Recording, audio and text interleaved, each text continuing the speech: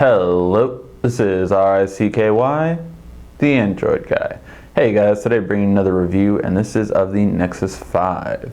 Now right off the bat, the Nexus 5 is the best smartphone for the price. So it is the best bang for your buck, there's just no way around it. Coming in at $349, you get a 16 gig model in either black or white, which is just really well off in terms of specs. So you have some of the top of the line specs that beat almost every other device out on the market. You also can get a 32 gig model for $399. Now if you are shopping this holiday season, the 32 gig model is available now. However, the 16 gig model could wait as long a period as 2 to 3 weeks. So definitely a wait there. Now, where does this come in compared to other smartphones? Well, let's find that out later. At first, let's actually see what this device has itself. So you have a very all-around speedy device. This is Android 4.4 KitKat, which means that since it's a Nexus device, you will always get the latest versions of Android right away. Now, that's very nice since you can always expect to have the newest OS on there, and since it doesn't have any bloatware from any other manufacturers, or even carriers, you're never going to have a slowdown on the device. But after that, where does it go? Well, you have a very great UI, but it needs more than that. So besides just the Google apps, you also need to have a couple of things, such as a good music player, which the Google Music provides.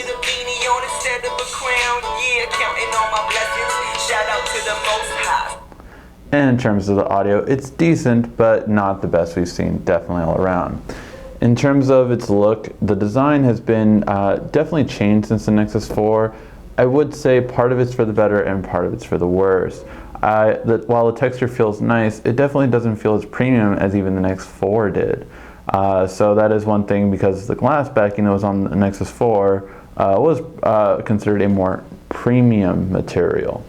The OIS on the 8 megapixel camera is good, however its results do vary. Sometimes we found ourselves with great photos all around and really clear and really good quality. However, other times we found out really washed out, and no matter what we did to the photo, we just weren't getting the photo we wanted. In terms of flash, I just really wouldn't use the flash. It just doesn't get the best kind of photo quality that you want. You should always, when using the camera, make sure to use the HDR Plus mode. This is just going to give you dramatically better photos, and I recommend for pretty much any user to leave it on always. In terms of the things you can do, of course, you have photo, video, panorama, and photosphere. All these are good and great, but I would wish that the camera UI was updated to kind of compare to the other current status on cameras nowadays. Of course, you always can download third-party apps, which is one thing that you can always do with Google, not to mention do things such as Root or other things. When it comes to video watching, it is a really good quality, and definitely has a great screen with 1080p with over a 400 pixels per inch, so you're going to have really great video watching capability. Sounds desperate. Sorry, man, my analyst says no.